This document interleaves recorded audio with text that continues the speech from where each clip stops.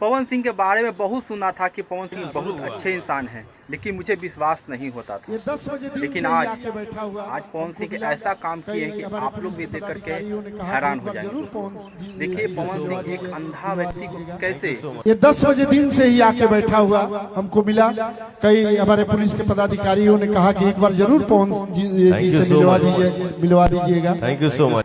कैसे गले लग गए, मेरे से गले मिलो, मैं तुम्हारा भाई हूँ। और पवन सिंह बोले कि हर संभव प्रयास करेंगे, आपको जीवन में कुछ भी अगर तकलीफ हो तो फोन कर लीजिए। भैया को फोन करिएगा, आपके जीवन में जो सहयोग बन पाएगा आपका ये भाई करेगा, ठीक है। मदद करने की पूरी कोशिश करूंगा।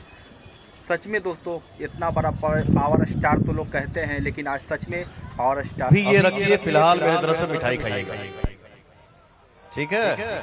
दिल से भी बहुत बड़े अमीर है दोस्तों।